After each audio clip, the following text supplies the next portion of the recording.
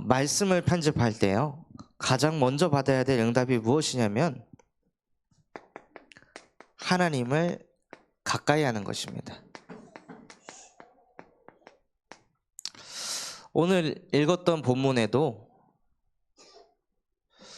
아나니아가 평상시에 하나님을 가까이 하니까 하나님이 아나니아에게 메시지를 주셨습니다.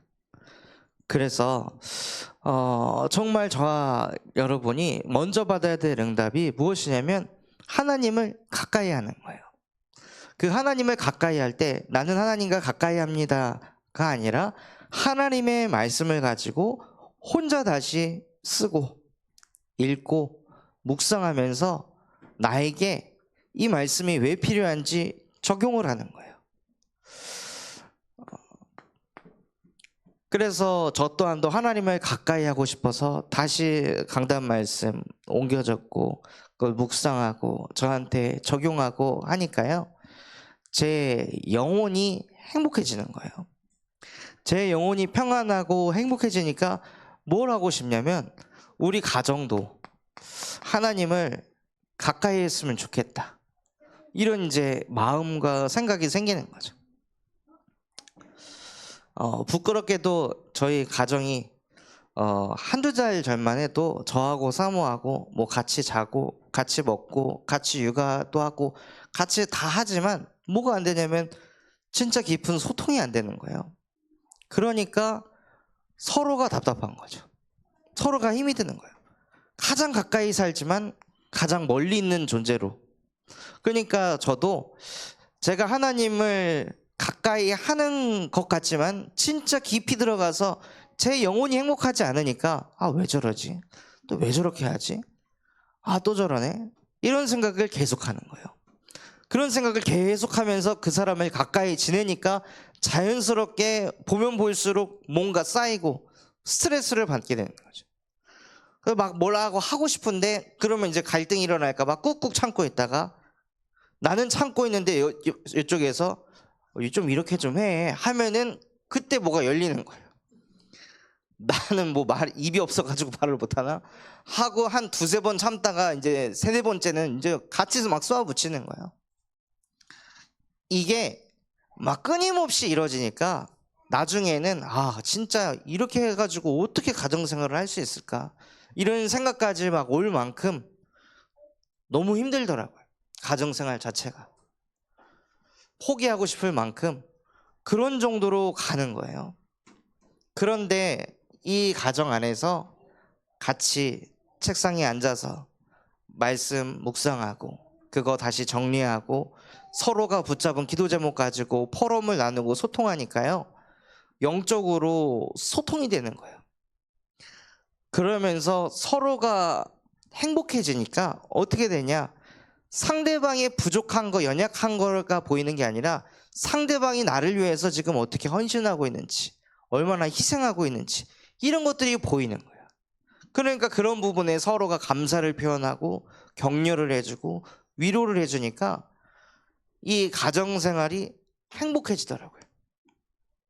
지금 사모가 입원해 있는데 어제도 카톡을 주고받으면서 막 눈물이 날 만큼 너무 감사하고 은혜가 되고, 또 마음에는 뭔가 다시 연애하는 것 같다라는 생각이 들 정도로 하나님께서 관계를 회복시켜 가시는 거예요. 하나님을 가까이 하니까요, 사람도 가까워지더라고요. 그 가정도 가까워지더라고요. 하나님을 가까이 하니까요, 현장에 하나님을 멀리하던 영혼, 저기 사롱아동복지센터 우리 센터장님 모처럼 만에 가가지고 사역을 하는데, 예배가 다 끝나고 나서 제사가 너무 힘들다, 제사를 좀 안 드리고 싶다, 근데 어떻게 될지 모르겠다고 뭐 이런 이제 얘기들을 하시는 거예요. 그러면서 나중에는 뭘 얘기하냐면 우리 남편이 교회를 다니게 되면 이런 걱정을 안 해도 되겠죠? 하고 이렇게까지 포럼을 하시는 거예요. 강제로 제가 영접하고 구원 받았으니까 이제 제사가 웬 말이냐, 제사 그만해라 하고 막 강요를 하고 요구를 하지 않아도요, 제가 하나님을 가까이 하고 있으니까 이 영혼도 하나님을 가까이 하고자 하는 그 중심과 마음을 하나님이 주시는 거예요. 또 교회 현장에도 지난주 교회를 두고 제 기도 제목이 하나님 우리 성도들 또한도 하나님을 가까이 할 수 있도록 은혜를 주시옵소서 하고 기도를 하고 있는데 하나님께서 우리 유자 성도님, 우리 박지성 원사님은 다치셔가지고 못 움직이시지만 그로 인해 유자 성도님이 예배를 못 나오시네. 그러면은 내가 아침에 조금 움직여가지고 모시고 와야겠다 하고 박지성 원사님께 전화를 드렸더니 권사님도 운전을 못할 뿐이지 조금 움직일 수 있다고 하시더라고요. 그러면서 두 분 나오셔가지고 예배를 하게 되는데 저에게는 그게 기도 응답이 되는 거예요. 진짜 하나님을 가까이 하고자 하는 그 말씀을 가지고 교회에다가 적용하고 기도하고 있으니까요, 하나님께서 응답하시더라고요. 또 지역을 두고도 지금 옥산초등학교 두고 계속 기도하고 있는데 참으로 신기하게도 지난주 수요예배 그렇게 메시지가 나간 다음 날 저기 옥산초등학교 병설유치원에서 우리 보미 지사님한테 연락이 와가지고 하늘이 바다 좀 데리고 오라고 선물 주겠다고, 이렇게까지 하나님께서 역사를 하시는 거예요. 그래서 진짜 우리 모든 성도분들이요, 하나님을 가까이 하는 그 가슴과 중심을 나 혼자만 가져도 그게 가정의, 현장의, 교회의, 지역에 뻗어간다는 거예요. 그래서 한 사람도 빠짐없이 이 축복을 다 누리시길 바랍니다. 이번 주에 내일 일을 자랑하지 말라 말씀하셨습니다. 내일 우리가 어떻게 될지 한 치 앞도 알 수가 없습니다. 그 결과가 어떻게 될지 알 수가 없습니다. 그러니 무엇을 하시냐? 지금 누려라. 염려 걱정할 시간에 지금 누려라. 무엇을 누리길 원하시냐? 지금 하나님과 함께하기를 원하십니다. 저와 여러분이 하나님과 함께할 때요, 무슨 일이 벌어지냐면 우주에 있는 모든 축복이 저와 여러분에게 쏟아 부어집니다. 신명기 28장 1절에서 14절에 증명이 되어 있어요. 너희가 내 말을 듣고 삼가 듣고 지켜 행하게 되면, 하나님과 함께한다는 게 무엇이죠? 태초에 말씀이 계시니 말씀이 곧 하나님이라. 그 말씀을 듣고 삼가 지켜 행하게 되면 네가 모든 민족 위에 네 이름이 뛰어나게 될 것이다. 모든 사람이 너를 인정하게 될 것이다.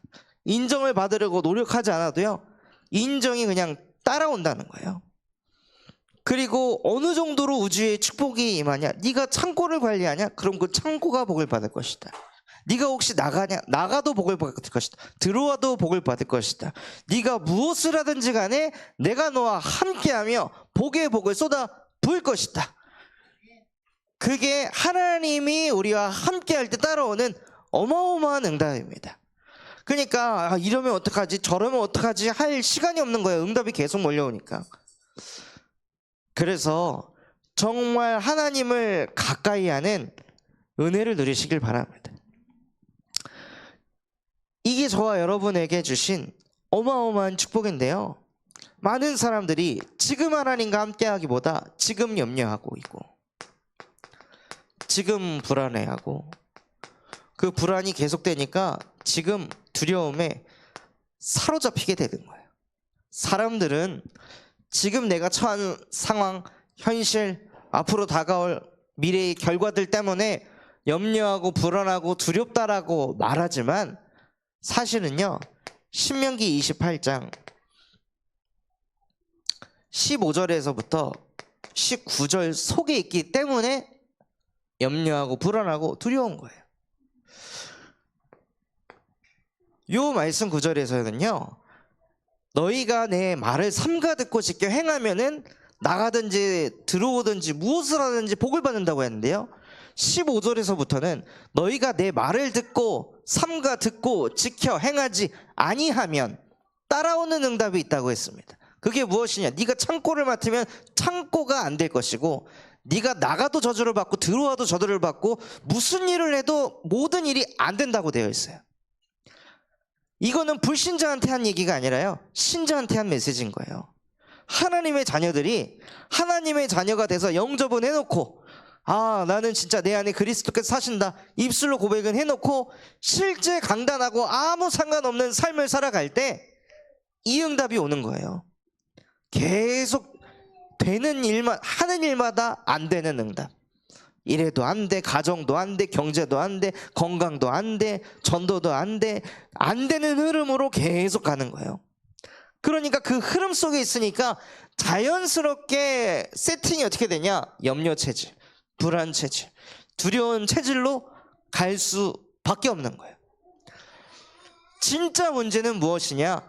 하나님이 나에게 주신 말씀을 가지고 하나님을 가까이 하지 않는 게 진짜 문제인데, 사람들은 염려, 불안, 두려움이 문제라고 생각하는 거예요. 그래서 하나님께서는요, 우리에게 하나님께서 말씀을 주셨는데 그 말씀을 도둑질하는 존재, 그 말씀을 들어도 그 말씀을 믿지 못하게 하는 존재, 거짓을 말할 때마다 제 것으로 말하게 해서 다른 건 다 믿는데 하나님의 말씀만 못 믿게 하는, 진리 앞에만 못 서게 하니까 자꾸 염려하고 불안하고 두려울 수밖에 없는 그 근본의 상태를 어떤 인간도 바꿀 수 없기 때문에 하나님께서는 창세기 3장 15절 여자의 후손이 와서 하나님 말씀 못 누리게 하는 뱀의 머리를 상하게 할 것이다 하고 우리에게 여자의 후손 그리스도를 보내셨습니다. 이 예수가 우리 인생에 그리스도가 될 때 음부의 권세가 틈타지 못하는 거예요. 그 음부의 권세는 무엇을 하냐? 여러분에게 염려와 불안과 두려움을 가져다 주는 게 아니라요, 이 말씀을 듣고 삼가 지켜 행하지 않게 하는 거예요. 말씀 붙잡고 안 살면 저주가 온다는 걸 사단도 알고 있으니까요. 일이 안 된다는 걸 사단도 알고 있으니까요. 그러니까 음부의 권세가 틈타지 못하게 하려면요, 날마다 그 음부의 권세의 머리를 박살내신 주는 그리스도이시며 지금도 살아계신 하나님의 아들이십니다 하고 믿음과 신앙을 고백할 때 음부의 권세가 너를 이기지 못하리라. 환란이 없어지는 것이 아니라요, 우리의 마음속에 불신앙이 무릎 꿇는다는 거예요. 말씀 들을 때 계산하는 그 생각이 떠나간다는 거예요. 진짜 흑암은 무엇이냐? 예배하는 이 시간 자꾸 내가 원하는 말씀을 붙잡는 그 나중심에서 빠져나와서 하나님의 말씀을 하나님의 말씀으로 들을 수 있는 것, 그게 빛이 임한 거예요. 오늘 읽었던 본문 말씀에 아나니아가 자기 생각이 있었으나 말씀이 들어오니까 그냥 자기 생각 사라지잖아요. 심지어 그 박해하는 사울한테 처음 가가지고 하는 얘기가 무엇이었죠? 형제 사울아라고 했습니다.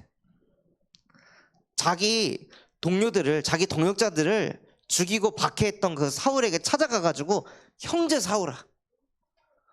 어떻게 그게 가능할까요? 진짜 아나니아는 이 복음을 누리는 사람이었던 거죠.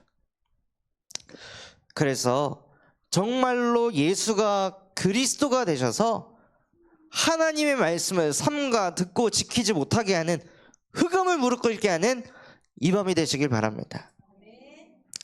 그래서 지금 하나님과 함께 하면서 무엇을 보셔야 하냐면요, 지금이 기회다. 혹시 염려하고 계시는 일이 있습니까? 걱정하고 불안하고 이러면 어떡하지? 저러면 어떡하지? 라는 그런 생각들이 막 치고 오시나요? 지금이 기회입니다. 어떤 기회냐?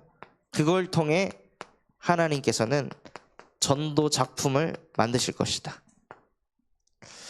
그 염려, 불안, 두려움에 사로잡히는 것이 아니라 그 순간에도 매일 하나님과 함께하면서 인생 작품을 남기시는 거예요.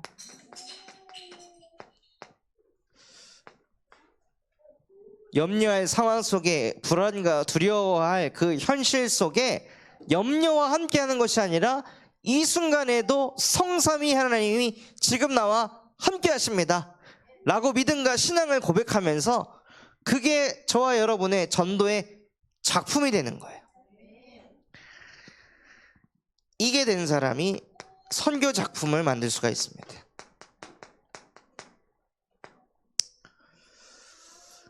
나와 함께 하시는 그 하나님이 다민족에게 전달될 때 그게 선교의 작품이 됩니다. 또 나와 함께 하신 하나님이 선교 현장에, 그래서 정말 우리 군산 참소망교회 성도분들이 기도해 주실게요. 하나님, 정말 우리 군산 참소망교회가 가야 할 선교 현장이 어디입니까? 그 현장을 열어주시옵소서. 파나마 현장, 또 목사님이 가시는 동남아 현장, 근데 이거는 건너듣는 현장이잖아요. 그 현장이 아니라 정말 우리 군산 참소망교회가 가고 또 그 현장에 있는 영혼을 데리고 와서 훈련도 시키는 그런 정말 우리 교회에 허락하시는 그 선교 현장의 문이 열려지게 하옵소서 하고 기도하시기 바랍니다. 지금은 어디가 선교 현장이냐면요, 교도소가 선교 현장입니다. 하나님께서 이 문을 열어주셔서 오늘 저기 김성근 목사님 교도소 현장에서 뵙고 왔는데 그런 얘기를 하시더라고요. 교도소 안에도 여길 들어오려면은 검문 검색을 다 하질 않냐, 다른 나라에 갈 때 신분증 검사하고 여권 검사해서 그거 다 통과해서 보안 절차를 거쳐서 다른 나라에 입국하듯이 교도소도 그렇게 하지 않냐, 여기도 나라다, 여기도 선교 현장이다, 이렇게 포럼을 하시더라고요. 근데 너무 마음에 와닿더라고요. 아, 그렇구나, 여기 교도소도 선교 현장이구나. 그래서 진짜 이 교도소 현장을 두고도 계속 기도해 주시기 바랍니다. 그러면서 후대 작품을 남기는 거예요. 우리가 남겨야 될 작품은요, 계층 예배입니다. 주일날 진행되어지는 이 계층 예배가 매주 정말 하나님 앞에서 드려지고 우리 후대들이 그 예배에 담겨져서 하나님을 가까이 하도록 계층 예배를 두고 계속 기도하시고, 또 이 계층 예배가 어떻게 하면 더 우리 후대들의 가슴에 복음이 심겨지게 할 수 있을까, 이것을 기도하면서 계속 복음 콘텐츠를 만들어 가야 되는 거예요. 그리고 저희 교회 앞에 있는 옥산초등학교 현장, 이 현장에 교장 선생님의 가슴에 복음이 있으시겠지만 정말 우리 후대들이 왜 예배해야 되는지, 이 서밋에게 복음이 딱 들어가면요, 정말로 이 전도 운동에 대한 가슴이 들어가면 이 교장 선생님 때문에 선교원의 응답도 받을 수 있습니다. 그래서 우리가 뭔가 사가지고 막 건물 짓고 뭘 하질 않아도 정말로 저 유치원 현장에 매일 예배하는 시스템이 들어가기만 해도 그 현장이 선교원이 됩니다. 그래서 후대들이 이러한 작품 속에서 자라날 수 있도록 지금이 기회라고 보시고 기도해 주시기 바랍니다. 이번 강단에 내일 일을 자랑하지 말라.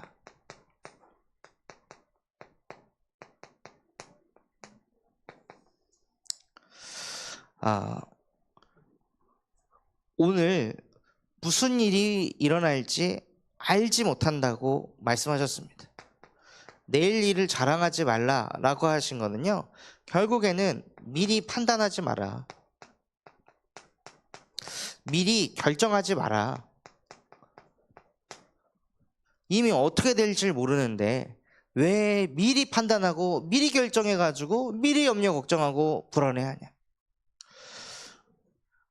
혹시 문제가 계속 반복되고 현실과 상황이 바뀌지 않는다 할지라도요, 거기에서 오늘 이랬으니까 내일도 이러겠지가 아니라는 거예요. 요셉이요, 교도소 생활을 계속 하고 있을 때 요셉이 오늘도 갇혀 있으니까 내일도 갇혀 있겠지, 1년을 갇혀 있었으니 내년에도 갇혀 있겠지, 10년 동안 일했으니 그 다음에도 이러겠지. 계속 요셉이 그런 생각을 해보세요.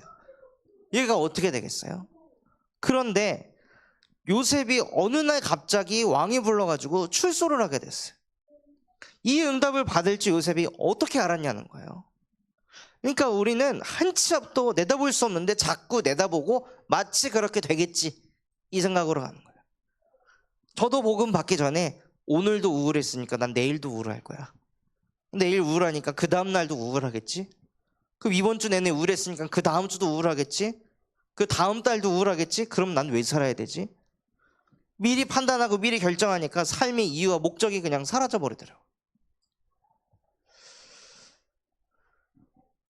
또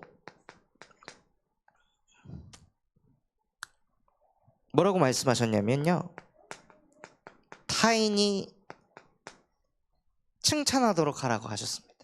내가 나 자신을 높이고 나를 드러내는 것이 아니라 타인이 봤을 때 나는 하나님의 자녀, 나는 복음, 나는 중직자, 나는 보동식, 나는 전도자가 아니라 타인이 봤을 때 저 사람은 보동식이다, 저 사람은 전도자네, 저 사람은 진짜 제자다, 타인이 얘기해야 그게 진짜인 거죠. 우리가 막 어디 가가지고 나는 복음이네 뭐네 이게 아니라는 거예요. 그리고 나의 양떼, 소떼를 돌보고 마음에 지키라고 하셨어요. 그래서 이 말씀을 묵상하면서 과거에 제가 인천에서 사역을 할 때 청년 전도학교라는 곳에서 임원을 했었어요. 그 현장에서 청년들 한 3, 4명으로 시작해가지고 나중에는 막 10명, 20명 이렇게까지 막 부흥을 하는데 정작 제가 섬기는 교회는 변화가 없는 거예요. 그러니까는 무슨 생각을 하냐,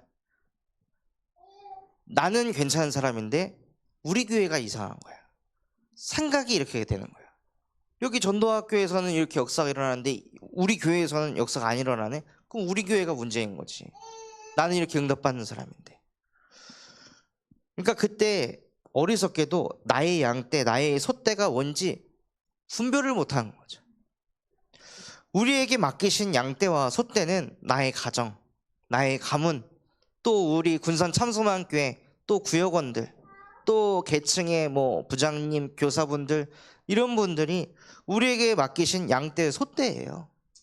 또 우리의 산업 현장에서 만나고 있는 그 사람들이 양떼와 소떼라는 거죠. 그래서 그 영혼들을 가슴에 담고 하나님께서는 기도하라고 말씀하십니다.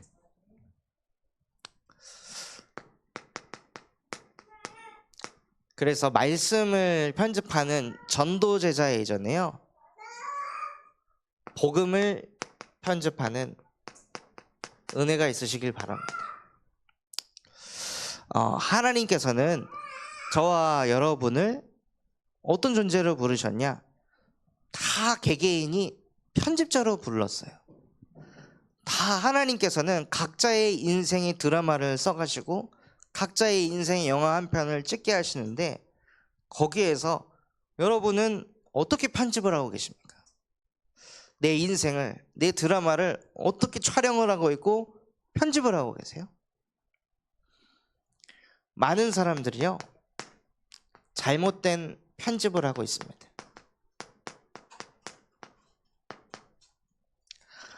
아무리 그 현장에서 내용을 잘 찍어도 그 내용을 누가 편집하느냐에 따라 메시지가 달라집니다. 어떻게 사람들이 자기 인생을 편집하고 있냐면요, 창세기 37장 3절에서 4절처럼 요셉의 형들이요, 요셉이 아버지에게 사랑을 계속 받으니까 아버지가 늦둥이로 이제 요셉을 얻게 돼서 채색 옷을 지었더니 그 다음 4절 말씀에 뭐라고 되어 있냐면, 형들이 요셉을 더 사랑하는구나, 쟤를 우리보다 더 좋아하는구나, 우리는 저거 못 받았는데 쟤만 저런 응답을 받네 하고 뭘 편집하냐면요, 다른 사람이 응답만 편집하는 거예요.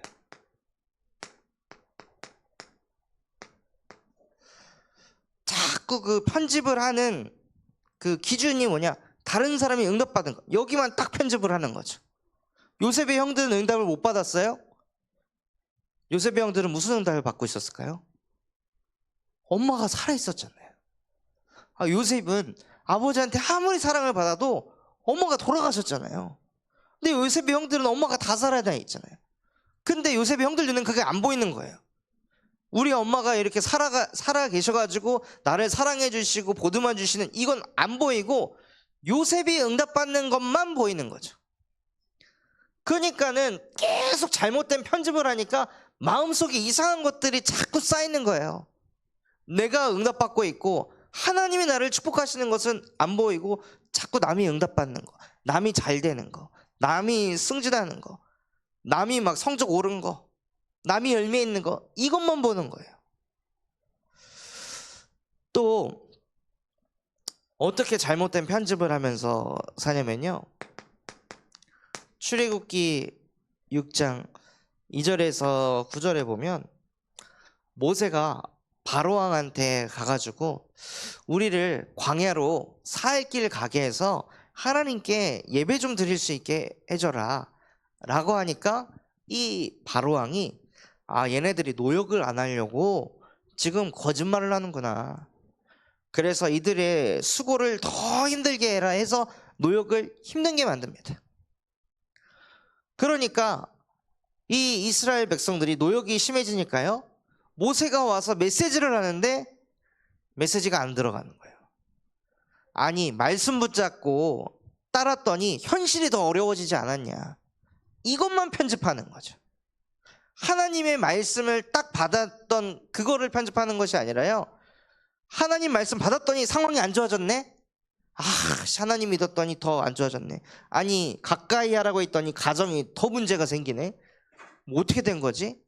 역시 가까이 하면 안 됐었는데, 차라리 하나님을 믿지 말걸, 역시 썬데이 크리스찬으로 살아야 되는데 역시 종교에 너무 깊이 들어가면 안 되는 거야, 이런 생각으로 그냥 가버리는 거야. 그러니까 편집을 어떻게 하냐, 자꾸 어려운 현실만 편집하는 거야. 하나님께서는 이 어려운 현실 속에서도 내가 지금 너희와 함께 하겠다, 이것을 보여주려고 하시는데, 그냥 현실만 딱 어려워지면은 여기서 그냥 주저앉고 이것만 편집하는 거죠.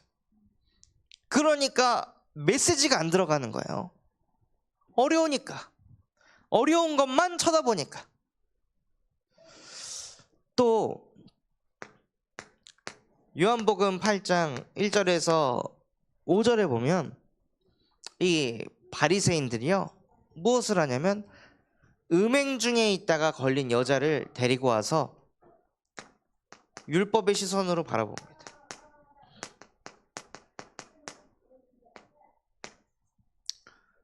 이 여자 이거 어떻게 해야 되냐, 이렇게 범죄를 저질렀는데 처벌해야 되는 거 아니냐, 아주 그냥 혼주를 내줘야 되는 거 아니냐, 돌로 쳐서 죽여가지고 다른 사람들에게 알려야 되는 거 아니냐 하고, 많은 사람들이 누군가가 잘못됐을 때 율법을 가지고 정죄하고 죽이려고 한단 말이에요. 그러면서 이걸 바로 잡아야겠다라고 하지만, 교도소가 세워져 가지고 사람들이 저기 수감이 되잖아요. 마약을 하면은 사람들이 교도소에 가요. 그런데 그 교도소에 수감돼서 몇 년 있다가 나왔는데도 왜 다시 사람들이 마약을 해서 교도소로 가냐 이거예요. 율법을 가지고 아무리 정죄를 해도 그 사람이 음행할 수밖에 없는 근본의 상태를 바꾸지 않으면 정죄하는 것으로는 답이 안 난다는 거예요. 그런데 이것을 깨닫지 못하니까, 편집을 잘못하니까 자꾸 겉으로 드러난 것만 못하게 억제하고 무서움을, 공포를 조장해가지고 바꾸려고 하는 거죠.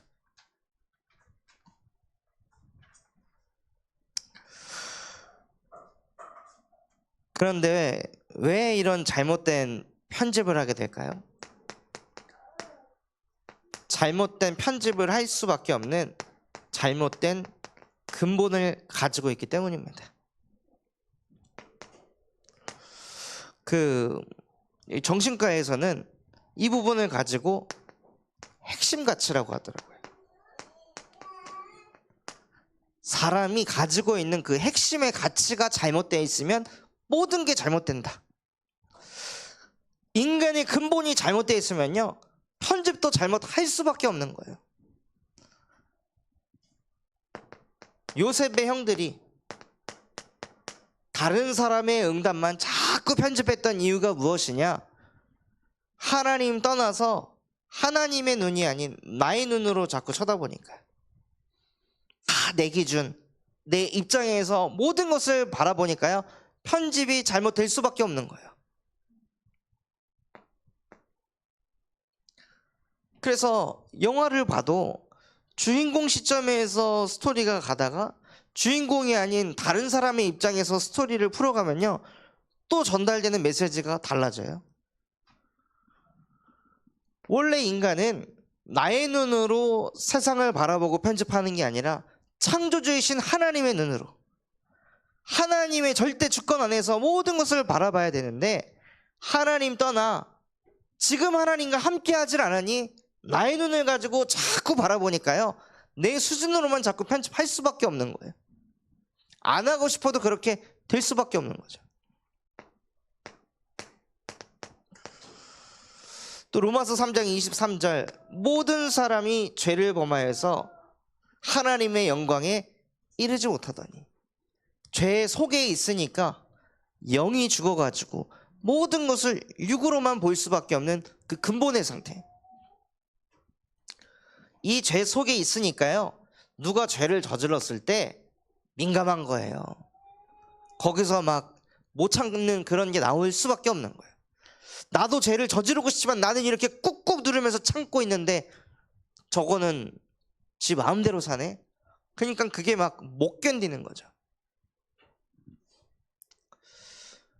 교도소 사역을 이제 해보니까 한 청년이, 진짜 저 사람은 아직도 정신을 못 차렸고 나가면 또 범죄를 저지른다고 하는데, 이 사람이 모범수가 돼가지고 자기보다 빨리 출소를 하니까 이 청년이 막 속이 뒤집어지는 거야. 화가 나고 어떻게 이럴 수가 있지? 그런데 그 얘기를 듣는데 제 속은 안 뒤집어져요. 왜 그럴까요? 저는 죄수가 아니니까요. 나는 죄수가 아니기 때문에 그 다른 죄수가 막 이런 혜택 저런 혜택 받는 거, 그게 저에게는 걸리질 않는 거예요. 해방받은 존재니까요. 근데 죄 가운데 있는 사람, 죄수에 있는 사람은 그게 걸리는 거예요. 그래서 누군가가 잘못을 하고 누군가가 뭔가 부족할 때 그게 자꾸 걸린다. 내가 아직도 죄 아래에 있구나. 정말 우리가 이 죄와 사망의 법에서 해방받은 하나님의 자녀로 살아가고 있다면 죄 아래에 있는 사람을 불쌍히 여겨야 되는 거죠. 그래서 저는 그 밖에 있으니까 그 청년에게 이런 얘기를 해줄 수가 있는 거예요. 아니, 그렇게 또 나가가지고 범죄를 저지르고 나가서 또 범죄를 저지르면서 사는 그 사람이 부러우십니까? 그 사람은 행복할까요? 오히려 더 저주받은 사람이 아닐까요? 하니까 그때서야 깨닫는 거예요. 요한복음 8장 44절, 사단이란 존재가 인간의 모든 생각과 마음, 영혼을 사로잡아 가지고 진리 앞에 서질 못하게 하고 거짓을 말할 때마다 제 것으로 계속 말하는 거죠. 잘못된 게 있으면 벌을 받아야지. 아니 말씀 붙잡으니까 현실이 더 안 좋아졌네. 아니 어떻게 복음 가진 나보다 복음 안 가진 저 불신자 응답을 더 많이 받지? 진짜 예수는 그리스도 모든 문제 해결자 맞아? 아닌 것 같은데. 사단이요 우리의 생각과 마음속에 계속 끊임없이 파고들어가지고 지금 하나님을 누리지 못하도록 만듭니다. 그래서 정말 저와 여러분이 복음이 편집되셔야 돼요. 이 근본 문제는 어떤 인간도 자유로울 수 없습니다. 이 근본 문제에 대한 그 뿌리는요 매일매일 찾아옵니다. 이것을 어제 해방받았다고 해서 오늘 자유함을 누릴 수가 없습니다. 하나님은 어제만 복음 누려라가 아니라 지금 누리라고 하세요. 지금은요 10분 지나도 지금이에요. 또 지금은 1시간이 지나도 또 지금이에요. 지금은 영원한 거예요. 영원한 복음을 편집하고 누리기를 원하십니다. 하나님 나도 모르게 또 나의 눈을 가지고 내 기준 가지고 편집하게 하는 이 근본의 영적 상태 속에서 나는 못 나오겠습니다. 또 나 스스로 하나님이 되는 이 하나님 떠난 문제 속에 지금 이 시간 예수께서 길 되시고 진리 되시고 생명 되셔서 하나님과 함께하는 인생 되게 하옵소서 하고 참 선지자 되신 그리스도를 누리시는 거예요.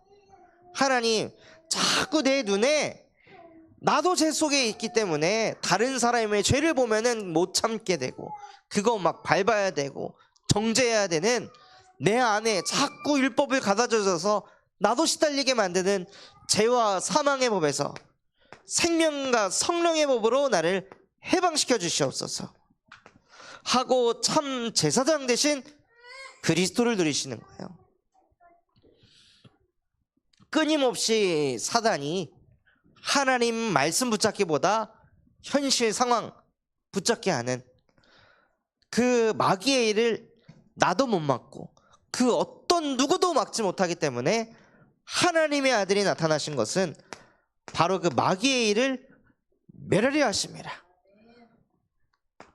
그래서 하나님 나의 인생이 승리하는 인생 되게 하옵소서 하고 복음을 지금 계속 편집하시는 거예요. 그래서 이 복음이 복음 되시는 인생 되시길 바랍니다. 그래서 복음을 편집한 후에요 말씀을 편집하는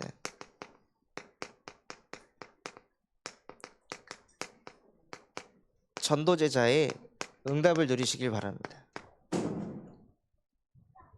이 복음이 편집된 사람이 누구였냐? 아나니아였어요. 성경에서는 아나니아를 어떻게 소개했냐면요 사도행전 9장 10절에 다메섹 지역의 제자가 있었는데 그 사람의 이름이 아나니아라고 했습니다.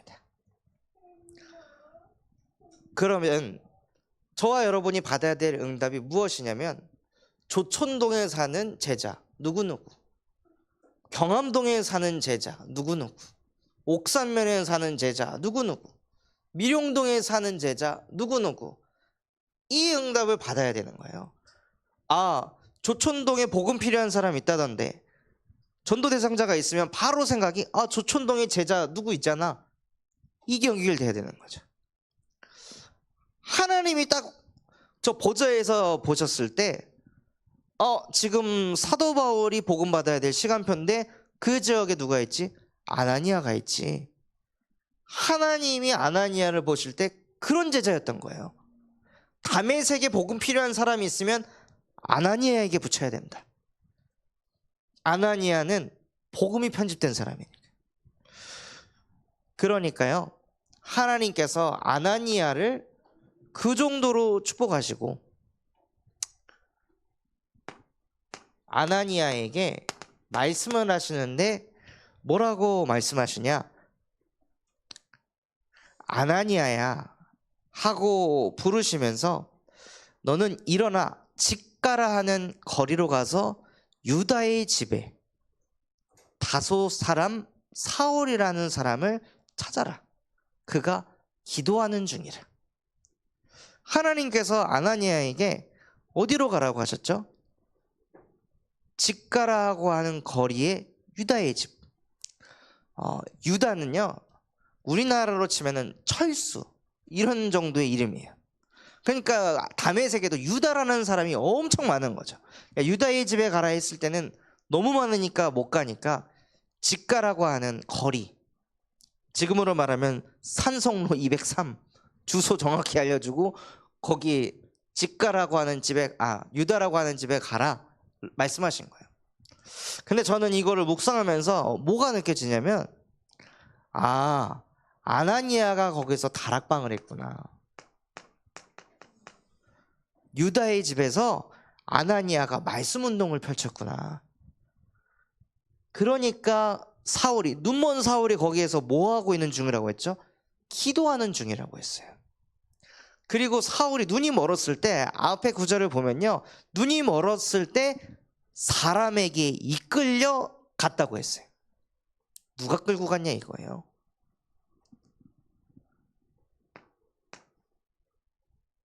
그 다락방 현장으로 사울을 끌고 간 거죠.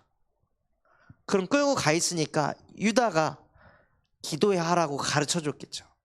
기도하고 있으면 하나님이 당신을 치유하실 것이다 하고 팀 사역을 해놓고 있으니 그 다락방 현장에서 사울이 눈먼 상태에서 그냥 기도하고 있었던 거예요. 그리고 나서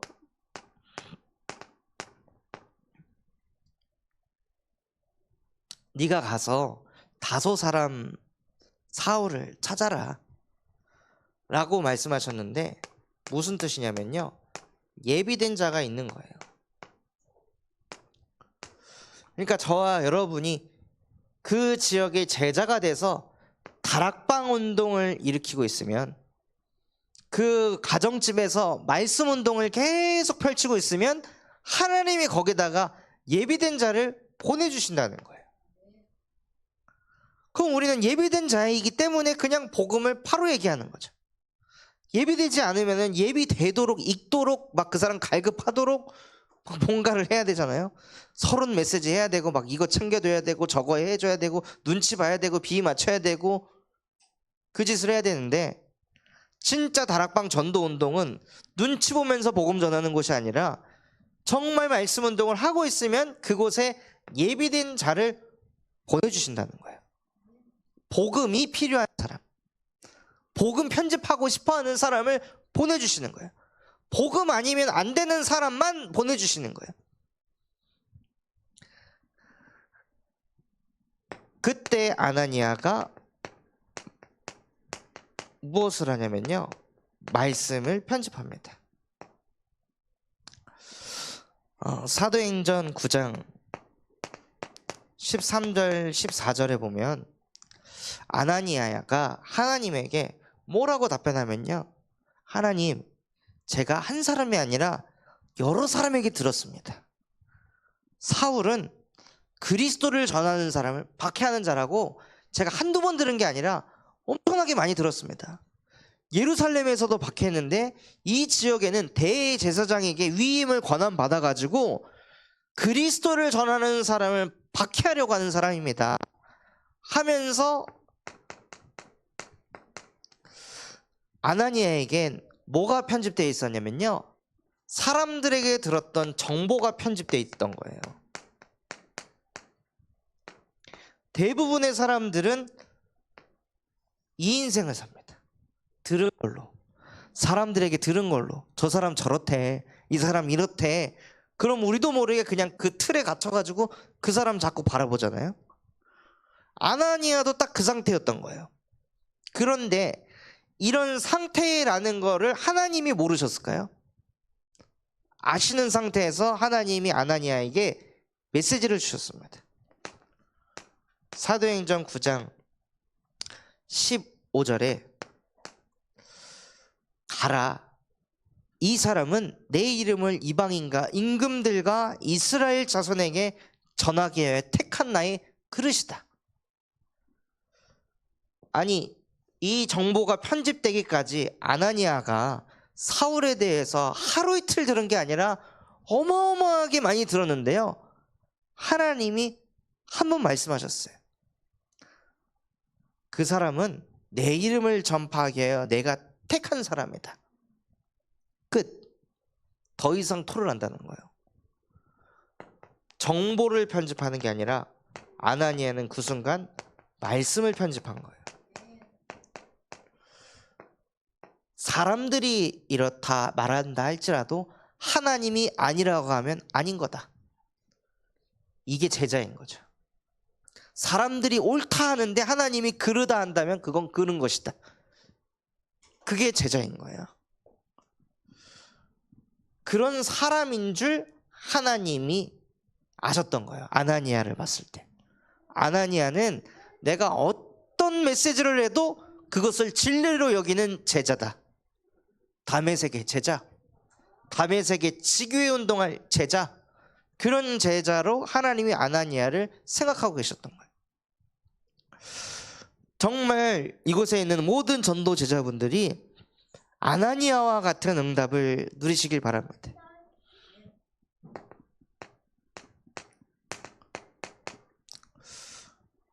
그러면서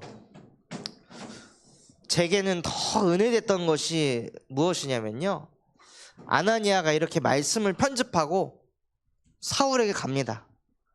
가가지고 사울에게 뭐라고 얘기하냐면, 예수께서 나를 보내사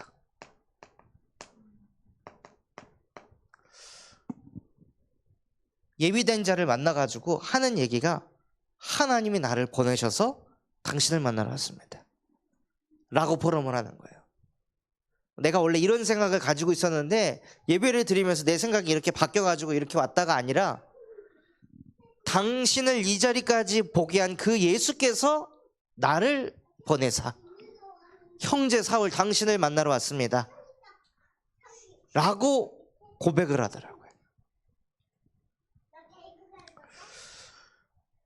그래서 정말 우리가 전도 현장에서 내가 전도하는 것이 아니라 하나님이 나를 이 사람에게 보내셨구나. 그래서 저도 이게 너무 기도 제목이 되더라고요. 예수께서 나를 수요예배 강단으로 보내사, 예수께서 나를 매주 다니는 그 현장으로 나를 보내사, 이게 돼야겠구나. 그 시간이 정해졌으니까 가는 게 아니라 예수께서 나를 보내셔서, 예수께서 나를 보내셔서 복음 전하고 계속 시스템 깔고 그 시스템에서 말씀 전하는 그 응답을 하나님 내게도 주시옵소서 하고 이런 기도 제목이 생기더라고요. 그리고 나서 무슨 응답을 받냐면요, 말씀을 편집하는 것에서 끝나는 것이 아니라 말씀 편집을 리드하는 응답을 받게 됩니다. 우리는 복음 받으면, 누군가가 나를 통해 복음 받으면 하는 얘기가 복음을 많이 들어야 된다, 자꾸 들어야 된다, 복음 듣는 시간을 넓혀야 된다, 이렇게 얘기한단 말이에요. 그런데 진짜 받아야 될 응답이 무엇이냐면요, 그 사람이 자기의 복음으로 복음 편집이 되도록 도와줘야 되는 거예요.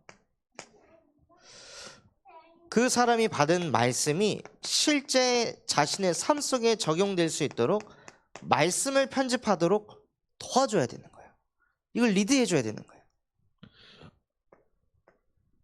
그래서 사도행전 9장 19절에 보면 이 사울이 무엇을 하죠? 며칠 동안 다메섹에 있는 제자들과 함께 있음에 아나니아뿐만이 아니라 아나니아가 사역했던 유다도 그 안에 들어있겠죠. 이 사람들은 복음을 어떻게 편집했지? 말씀 편집을 어떻게 하지? 이것을 자꾸 보고 배우고 또 그것을 피드백을 해주는 거예요. 엊그제 제가 저기 효은사모 병문안을 갔다가 초등학교에 산책을 하러 가는데 어떤 청년이 소망교회? 이러는 거예요. 저한테. 그래서 네? 혹시 참소망교회? 네. 제가 대답하면서 얼굴에 나 참소망교회 다녀요 이게 써있나? 뭐 어떻게 알았지? 하고 혹시 그 뭐 저기 행정복지센터 어디인지 아세요? 하고 질문을 하는 거예요. 근데 이게 대순진리의 포교 방식이거든요. 뭐 이거 어디 있는지 아세요? 뭐 서점 어디 있는지 아세요? 이제 질문하고 그거에 대해 친절하게 가르쳐주면 이 사람은 심성이 고운 사람이구나 라고 딱 1차 관문이 통과돼서 그 다음에 근데요 하고 접근해서 들어오는 게 대순진리교회 그 노방전도 그 방식이에요. 그래서 또 그 막 그 뭐 동사무소 이런 거 물어보길래 대순진리회가 참소망교회도 아나? 하고 막 뭐 책을 들고 있길래 뭐 들고 있지 하고 봤는데 성령이 임하시면 이런 책을 또 들고 있는 거예요. 그래가지고 얘기를 나눠보니까 이양희 목사님, 광명석 사모님 자기가 안다고 갑자기 이러고 김은진 주목도 자기가 안다고 그리고 오요한 주목님이라고 저하고 이제 동기가 있는데 오요한 주목도 안다고 갑자기 막 얘기를 막 다 하길래 제가 아는 사람을 갑자기 대여섯 명을 한 번에 얘기하길래 꿈인가? 뭐 이게 무슨 상황이지? 길거리에서 처음 만난 사람들이 제가 아는 사람들을 막 다 얘기하니까 너무 당황해가지고 이게 도대체 무슨 상황이지? 하고 사모랑 저랑 어안이 봉봉해가지고 막 있는데 갑자기 이제 자기 그 힘들었던 신앙생활하면서 답답하고 힘들었던 거를 그 얘기를 하더라고요. 자기가 지금 전도지 들고 전도 스케줄 짜가지고 전도하러 다니는 중에 주목님을 만난 거라고 하고 이제 포럼을 해가지고 그럼 같이 산책하시자고 해서 산책을 이렇게 쭉 하는데요. 메시지를 너무 많이 하는 거예요. 근데 편집이 안 돼 있는 거예요. 메시지 너무 많이 하는데 참소망교회 이양희 목사님 그 제가 오늘 장로님들에게 이렇게 듣기로는 뭐 이 본부 단어들을 많이 이렇게 안 쓰시고 좀 그러신다고 제가 이렇게 다 이렇게 들었다 하고 막 이런 얘기까지 막 다 하더라고요. 막 흐름이 어떻고 막 지금 뭐가 어떻고 근데 정작 중요한 건 본인이 복음이 안 누려지는 거예요.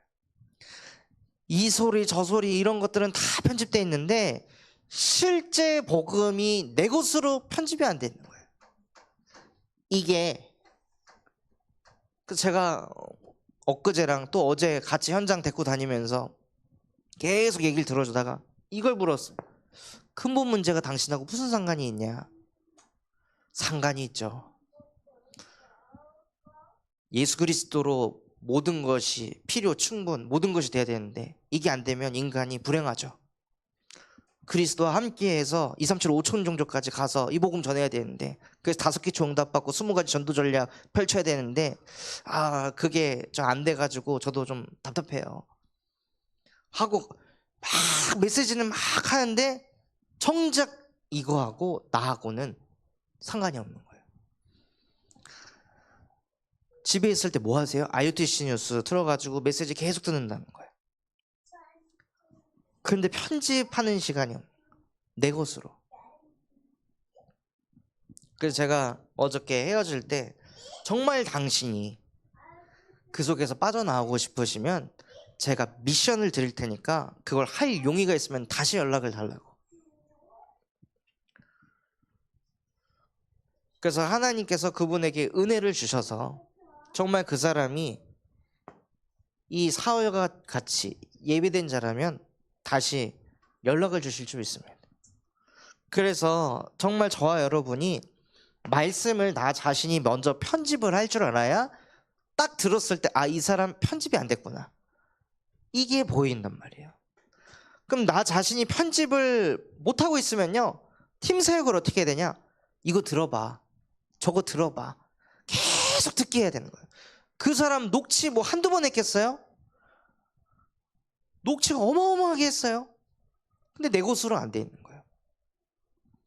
그러니까 오히려 그 메시지가 과부하가 돼가지고 사람이 아, 제가 이렇게 망대를 세워야 되는데 못 세워가지고 너무 하나님 앞에 죄송하다고.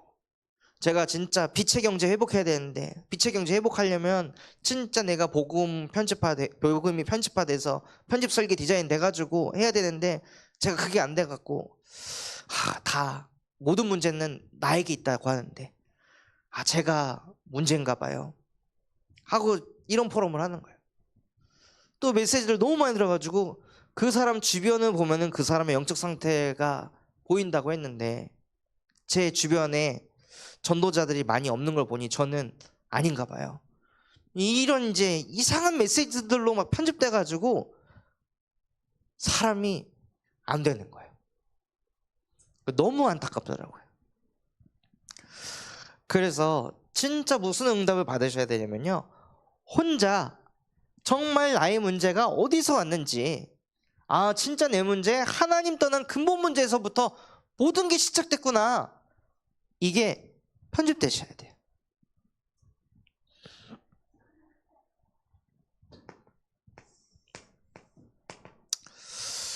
또 사도행전 9장 20절에서부터 21절에 이렇게 복음을 편집하고 말씀을 편집이 되어지니까 그때 사울이 무엇을 하냐면요, 나가서 전도운동을 일으킵니다.